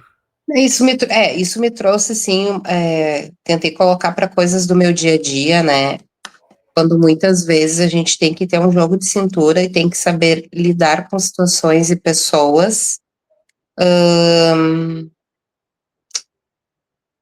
porque tu tá numa posição onde tu não vai poder necessariamente falar o que tu quer, como tu quer. Não sei se tu me entende. Vou te dar um exemplo, tá? Muito prático, que em algum momento profissional, uma pessoa tentou me elogiar, e para me elogiar, porque ela estava muito impactada por ser eu, uma coordenadora operacional, e eu que ia conduzir o evento em si dela, né? O projeto dela, e ela, para tentar, eu não sei se amenizar aquele desconforto dela, porque o desconforto era dela, não era meu, eu estava no meu espaço, fazendo o que eu sempre faço todos os dias, e tá tudo certo. Ela me disse que ela tinha amigas negras, ela tinha amigas negras, e que, inclusive, ela namorou um homem negro. E aquilo era um assunto completamente aleatório dentro daquilo que a gente estava conversando, porque nós estávamos falando de negócios, nós estávamos falando sobre todo o desenvolvimento do projeto dela dentro do meu espaço. Nessa Então, questão, Nessa questão Necessidade de ela inclusive ter eu, namorado um homem preto, eu acho que isso aí ela tava se gabando, porque, ai, minha filha, olha, também acredito que sim. Mas assim, tu entende que poderia ter dado uma resposta à poderia. altura, vamos dizer assim, ó, que estava vindo aqui, mas aí tu tem que respirar fundo, contar até 10, né? E dizer, ah, ok, bacana, legal. E cortar, porque assim, chega uma hora que tu não precisa, sabe? Porque como eu te disse, o desconforto é muito mais a pessoa do que teu, de querer, de certa forma, justificar o porquê tu tá ali. Eu, Não, sabe? É, não, é, é estranho, não é incomum, mas que bom que acontece com uma quantidade reduzida de vezes, sabe? eu gosto da quebra de expectativa. Igual uma piada, né? A pessoa tá contando uma história e chega ali no punchline ali, ele dá aquela quebra de expectativa e isso faz a história mudar e vira graça. Eu já protagonizei algumas quebras de expectativa, primeiro por ser, talvez não por ser preto, mas por ser nordestino e hoje por estar velho, mas por ser muito jovem e ser inteligente. Eu fui diagnosticado tardiamente com TDAH, e talvez por isso eu me recuse a tomar algum tipo de medicamento para controlar, porque é um transtorno que nunca foi um transtorno na minha vida, né? Me dificultou bastante coisa, mas nunca me impossibilitou de fazer nada. E por causa do TDAH, e hoje, em retrospecto, eu posso garantir, eu tinha a mania de levar gravador para a sala de aula e gravar minhas aulas, porque eu não conseguia aprender nem copiando. Eu não conseguia prestar atenção. Então, o que eu fazia? Gravava a aula e passava o dia inteiro ouvindo a fita repetidamente para poder decorar o que foi falado pelo professor. Então, eu gostava quando o professor fazia aquela aula narrativa, que ele explicava, falava. Então, eu fui o primeiro, provavelmente, o primeiro ouvinte de podcast antes de existir podcast. Porque eu Sim. tinha fitas e fitas e fitas e fitas com vários assuntos do meu ensino médio até a puta que pariu. Então, quando você ouve muito, quando você lê muito, você melhora o seu vocabulário. Então, eu lia quadrinhos, isso eu lia muito quadrinhos desde sempre, sempre fui leitor de quadrinhos, era colecionador, tanto que você tem aqui no feed do Paranédia o programa sobre Exilados, quadrinho maravilhoso da Marvel, falando sobre uma das melhores equipes X. Ouve aí, dá uma rolada para baixo. Uma rolada não, você rola o feed para baixo e você encontra o programa para ouvir, não vai empurrar a bilola na tela, mas tudo bem. Eu lembro de uma história, né, que foi trazida por essa experiência aqui do bloco 7, é, que eu estava trabalhando num condomínio como zelador, limpador de chão. E era acredito que era uma segunda-feira, que era dia de limpar a piscina, então eu passava mais tempo na piscina, porque tinha que fazer uma limpeza profunda, limpar toda a área da piscina, fazer uma faxina grande ali. Mesmo que durante esse período, alguns condôminos chegavam ali para ler um jornal, para conversar e tudo mais. Tinha um cara que era advogado, não me lembro o nome dele hoje. Eu também tinha em torno de 19 anos por aí. E ele era advogado, chegava ali, sentava, começava a fazer anotações, virava o escritório dele ali na área da piscina. E chegou um outro cara que conversava muito comigo. E aí chegou lá, Jota, não sei o que, não sei o que. E aí eu comecei a conversar. E ele trouxe alguns argumentos, falando sobre algum assunto, não me lembro qual, e eu rebatendo educadamente, mas dentro do tema, trocando uma ideia ali, enquanto fazia meu trabalho. E o advogado ali, ele era preletor internacional da Full Gospel Business Mentorship Internet. Eu lembro até hoje. Nossa. E aí ele fala assim, Jota, onde é que você mora? Aí eu lá na favela da Tieta. Aí ele, rapaz, você estuda? Eu falei assim, sim, tô terminando eu tô fazendo pré-vestibular e eu quero aplicar para psicologia. Aí ele, caramba, vai em frente, cara. Aí eu, por quê? Aí ele, cara, porque você tem uma dicção muito boa, você fala muito bem, seu vocabulário é bom, cara. Eu falei assim, ué, mas eu acredito que isso seja o normal para uma pessoa que estuda. Aí ele, não, mas é porque você é uma pessoa que mora na favela, é limpador de chão, e ter um vocabulário desse, cara, é incomum, vai em frente. Eu acredito que ele estava tentando dar uma força, né, para Ele mim. estava tentando te elogiar. Mas eu falei miseravelmente, porque eu me senti, eu me senti um pouco desprestigiado, que talvez assim, ele imagina que uma pessoa na minha situação normalmente não teria essas capacidades. Mas, tipo assim, isso só me deu mais força de ir adiante. E tanto que nos dias que vieram e dos meses que vieram, ele vinha mais vezes à área de serviço Para para conversar, conversar contigo. Claro. né? E se tornou um amigo por bastante tempo. Enquanto eu trabalhei no prédio lá, se tornou um Uhum. grande amigo por bastante tempo. E assim, esse destaque que a pessoa que tem uma capacidade melhor ele tem, é, ele traz uma carga de responsabilidade que eu não gostaria de ter, que você talvez não gostaria de ter, por ser uma, entre aspas, né, vamos falar isso numa escala bem pequena, é, uma responsabilidade com o restante da nossa raça que não está ali, que está sendo representado pela gente. Não sei Exato. se eu consegui ser claro a respeito disso. Sim. Sim, mas te dá sim essa responsabilidade, te dá esse teor de responsabilidade, vamos dizer assim, né? Bom, já que tu conseguiu escalonar oportunidade de estudar, de uma formação, de estar dentro de um contexto profissional, de um local bacana, né?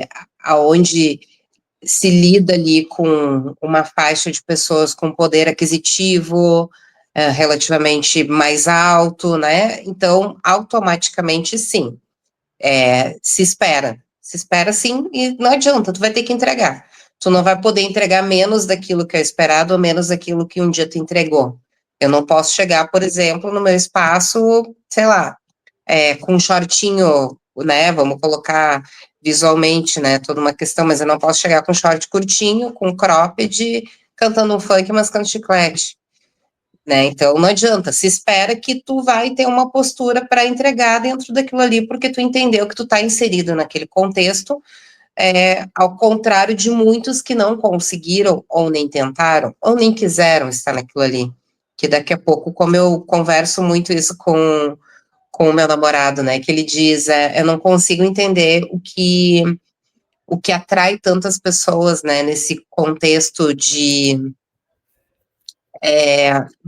não mudar esse dia a dia, né, de estar sempre girando essa mesma roda para o mesmo lado, de a vida ser como é que eu posso dizer, uma rotina de coisas que não te acrescentam nada. E eu disse, bom, as pessoas se sentem confortáveis, né? Porque é confortável aquilo que tu conhece. Quando tu tá nessa ideia do conforto, tu não tem por que querer mudar. Foi aí que a gente conversou anteriormente, quando tu falou da tua família, teus irmãos, das tuas irmãs. Tu não quer mudar porque o desconforto que gera tu mudar, tu ir pro novo, tu ter que te portar de uma forma diferente, tu ter que falar melhor, tu ter que ler, tu ter que estudar, tu ter que entender por onde os lugares aonde tu vai circular agora e como tu vai ser visto neles, isso dá um trabalho. Isso não é algo que é instintivo, né? É algo que dá trabalho, é algo que dá trabalho formar o Jota, formar a Raquel, dá trabalho, é trabalhoso, entendeu? Tu tem que ter um investimento de tempo, tu tem que ter investimento de estudo, tu tem que ter investimento de como tu quer ser visto, então. Tem uma coisa que a gente falou sobre o programa do Mano Brown, e ele tem uma fala que ele costuma dizer sempre, que o preto, e aí eu trago isso para o nordestino, eu trago isso para a pessoa não branca e não rica, né, não estabelecida, que ela tem a obrigação de ser 2 vezes melhor do que todos. Você já nasce com essa obrigação de ser 2 vezes melhor. Porque se você for só igual, você está em desvantagem. Porque o branco, ou o rico, ele já está na frente porque nasceu na linha de chegada, né? O berço dele está na linha de chegada, enquanto você ainda tem que um caminho imenso para percorrer. Então, mesmo que você tenha as mesmas capacidades, você tem que se esforçar para ser 2 vezes melhor, só para que você seja igual. E ainda assim você ainda vai estar em desvantagem. Então, esse livro ele traz essa brincadeira de ser, como eu falei no início, leve, despretensioso, uma conversa de bar e tudo mais, mas deixa você, se você tiver um pouquinho de senso de pertencimento, ele te deixa na merda, porque ele te traz algumas perguntas que parecem simples e parecem brincadeira de criança, mas é aquela pergunta que depois que você termina o livro, aí você vai jantar, aí você toma uma cerveja, aí você vai tomar um banho, aí você tá na frente, vai dormir, tá passando escovando os dentes, passando o fio dental, assim, na frente do espelho, aí você olha pro espelho e fala assim, puta que pariu. 2 horas depois, 1 hora, 2 dias depois, você olha no espelho, puta que pariu, agora eu entendi. Né? Como diz o Bender lá em Futurama. Ah, agora eu entendi! Então, Exatamente, ele exatamente. traz, ele traz essa catarse, né, depois, né? Ele bate algumas coisas, assim, e uma das coisas que me bateu muito, assim, também, não passamos, acho que por essa parte, mas acho que é a questão do relacionamento com uma mulher negra, né? O quanto isso é diferente, como eu te disse, né? Já tive um relacionamento, né, interracial, mas como é diferente tu tá com uma pessoa negra, do ponto de vista de conseguir fazer essas análises, né, essas avaliações, né, de como a gente vê o mundo, né, de como a gente é visto pelo mundo. E claro, obviamente, né, a gente precisa ser muito sincero, né, que o olhar, ele é muito diferente, né, o olhar de um casal, de uma mulher negra com um homem negro, é diferente do olhar de um casal de uma mulher negra com um homem branco, ou vice-versa, né, a sociedade ainda, né, faz essa crítica, mesmo que velada, mas faz. E vai continuar fazendo e vamos seguir, não tem o que fazer, né? Não dá para lamentar. Tem que seguir, né? Na minha família eu tenho, já perdi a conta de quantos casais interraciais que se formaram, porque é uma coisa que, obviamente, como eu te disse, estando num estado onde 21% apenas são negros, logicamente que não era, não teria como ser diferente, né? De terem vários casais dentro da minha família interraciais, obviamente, né? E até porque, independente de percentual, eu acho que a vida é isso, né? De tu te relacionar com pessoas que tu te sente segura e te fazem bem, independente de cor, raça, credo, vermelho, amarelo, verde, né? Como tu falou. Eu pretendo fazer um programa só falando da Thaís Araújo e da Camila Pitanga. Mas assim, eu queria fazer depois um programa falando da Camila Pitanga e do Antônio Pitanga, o pai dela, que, porra, é por si só maravilhoso. Mas já que você falou da Thaís, eu lembro da. Pô, eu não sou tão velho assim, mas eu lembro da primeira novela dela na Manchete, que é Tocaia Grande, acho que foi nos anos 90. Ela era uma menina, certo? Uma Sim. menina assim, dela. E aí você vê a diferença dela, da Camila, é que a Camila tem, até hoje a Camila tem cara de menina, né? Tem aquela carinha de inocente. A Thaís Araújo tinha uma cara de pessoa, sabe aquela menina serelepe? Que você olha para ela e fala assim, ih, aí é danada. A bichinha já tinha um olho que olhava assim dentro da sua alma e falava assim, ê, rapaz, pera aí, passa para trás. E isso hoje, você assistindo, se você ouvir lá a entrevista deles lá no Mano a Mano, você vê que a Thaís, que a Thaís Araújo, ela é uma explosão. Vê que o Lázaro Ramos ele é um cara calmo, tranquilo, né? A gente vê lá que ele parece muito com o André do filme O Homem que Copiava, do personagem dele. Ele não é o Foguinho, ele é o André, lá, o garoto que trabalha na copiadora. O cara tranquilo, de boa, que quer se apaixonar, que quer crescer na vida, que tem seus anseios, mas que não faz disso um cavalo de batalha. Ele é um cidadão médio. Só que ele pega e se encanga com Thaís Araújo, que é, tipo assim, sabe, Boitatá, já ouviu falar nisso? Já, com certeza, A exatamente. bicha, a bicha, como a gente diz aqui no Nordeste, é o campo dentro do mato. Então, cara, que casal maravilhoso. E ela é de lua, e durante a entrevista dela, ela diz que e ela fez papéis muito fortes, né? Teve alguns papéis muito poderosos dentro das novelas, e ela costuma incorporar bastante os personagens dela. Então, se ela está fazendo uma pessoa gentil, tranquila, sabe, aquela pessoa que se apaixona, que ama, que está no núcleo romântico da série, ela se torna isso no dia a dia dela em casa. Ela Quando, incorpora realmente, né? quando ela é a bruta, a bandida, na novela, ela vira isso também. E aí pernas para quem te quer dentro de casa. Tanto que teve novelas em que ela falou assim: olha, eu tô indo embora dessa casa. Né? Eu não aguento mais essa porra, eu vou embora dessa casa. Thaís, o que aconteceu? Eu não aguento mais! Pô, tá bom, vai embora. E aí ela vai e passa 2 meses no hotel só para finalizar a novela, porque ela tá incorporada no personagem e ela não quer descontar na família. Então, cara, é muito legal. Esse casal é muito legal. E, porra, o Lázaro Ramos, o cara do meme da água, você lembra, não? Do meme da água? É, você lembra da perseguição ao Lázaro Barbosa, serial Sim, killer de Goiás? sim, claro.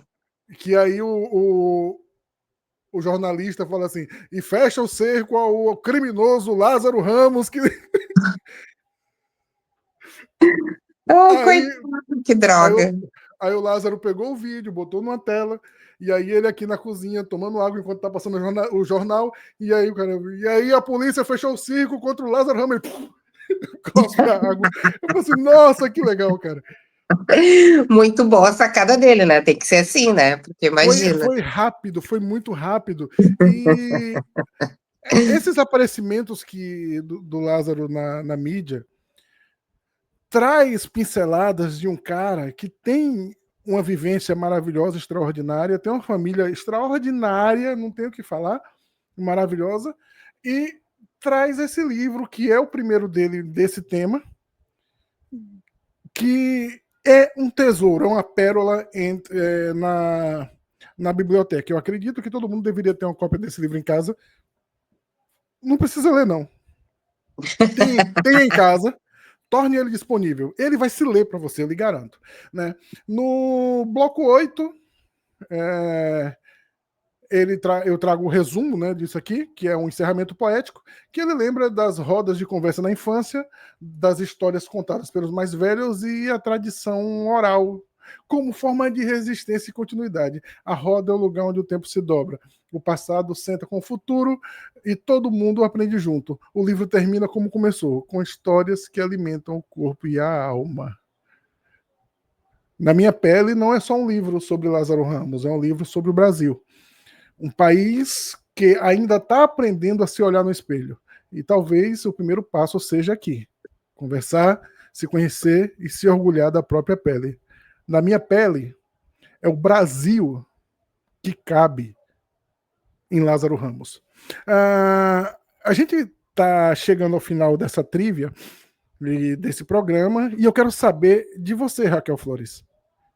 O que você achou desse livro, na real, de fora a fora? Me conta alguma coisa que te saltou os olhos, que a gente não pode deixar de falar aqui, e você recomenda esse livro para alguém? Com certeza recomendo, não o meu, tá? Porque eu tenho uma relação de ciúmes muito grande com os meus filhos, que eu chamo os meus livros, e eu tenho um receio muito grande de emprestar eles para adoção e não ser devolvidos, né? Mas é sobre isso. Eu pego um nome, endereço e digo para a pessoa: olha só, se tu não me devolver, eu vou buscar. Mas recomendo sim, como eu te disse, foi um livro que eu ganhei e fiquei muito grata por ter ganho ele. Comecei a ler ele, assim, por ser um livro que não é tão extenso como alguns outros que eu tenho aqui já agendados, né, para dar sequência, mas foi um livro que me trouxe, assim, uma leveza. Eu acho que ele acertou no tom demais, assim, de como ele conduz essa narrativa dele. é uma leveza, como eu te disse, por admirar já o trabalho dele e por, obviamente, conhecer a voz. Quando tu lê um livro de alguém que tu conhece a voz, para mim, pelo menos, essa foi a percepção que eu tive, né? Parece que ele tá falando comigo. Então, em muitos capítulos ali, eu chegava a ouvir a risada dele, assim, falando, contando as histórias, despretensioso, mas ao mesmo tempo muito bem direcionado em abordar muitas questões, né? Teve um dos capítulos ali que ele falou toda da questão de ser negro, né? E de como explicar isso para os filhos. E falou narrou uma situação com o filho dele. E realmente, assim, a gente tem que ter uma inteligência emocional para conseguir repassar para os filhos, né? Todo um cuidado, mas ao mesmo tempo um entendimento, né? Do que é ser negro, do que é ser negro no Brasil, especificamente em alguns estados, eu acredito que isso seja algo mais intenso, mas não deixa de se espalhar como um todo, né? Mesmo a gente tendo toda essa miscigenação de etnias em todos os estados, não existe um estado com uma predominância de uma raça, mas em alguns eu vejo que isso toca um pouco mais, né? Em outros nem tanto, mas é necessário, né, ter essa inteligência para repassar isso de uma forma que a gente forme os nossos filhos, que eles estejam preparados para um amanhã saber dar uma resposta, né, saber absorver algumas coisas que nem sempre vão poder ser respondidas, ter o entendimento de que podem chegar e podem ocupar todos os espaços. Eu acho que isso é muito importante. Eu acho que o Lázaro sempre traz isso de alguma forma, que os espaços que ele entendeu que eram espaços que ele queria estar, ele foi lá e ocupou, sem ser taxado como o preto que só faz personagens de bandido, o preto que só faz escravo. Então, eu acho que isso deu uma outra visão para ele e uma outra bagagem, né? Dentro do contexto todo de ator e depois de escritor, né? Não vi, infelizmente, a peça dele, da Thaís, mas em algum momento sei que conseguirei ver. Vieram até Porto Alegre, mas, enfim, por uma questão de várias coisas, acabei não conseguindo ir, mas, assim, foi recorde de bilheteria que todos os dias já estava com os ingressos estourados, né? Então, acho que é um casal que agrega muito, e para nós, mulheres, é importante tu ver uma mulher que tem uma sutileza de chegar nos espaços onde chega. Eu acho que isso é muito mais importante do que o grito, muitas vezes, porque isso não deixa de ser um grito também. O tu chegar com sutileza, com classe, com tranquilidade, e tu ir ocupando. E é assim que eu vejo ambos, né? Chegando e ocupando e se tornando donos, né, dos espaços e entendendo o que eles querem, porque não deixa, tu não consegue separar, né, a vida profissional da pessoal. Então, tu precisa ter essa medida, tu precisa ter esse meio termo, né, para conseguir jogar tudo, né. E é isso, recomendo sim, é um livro muito gostoso, acho que é um livro muito bom de ler, muito afetuoso, que te dá um aconchego, te dá uma vontade de querer seguir ele. Quando acaba, tu pensa, poxa, já acabou, como assim, né?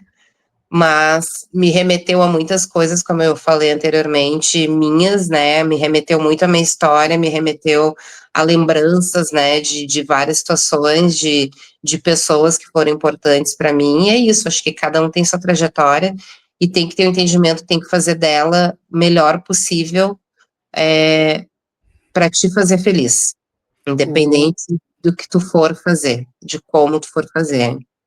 Esse livro é igual Beijo de Preto.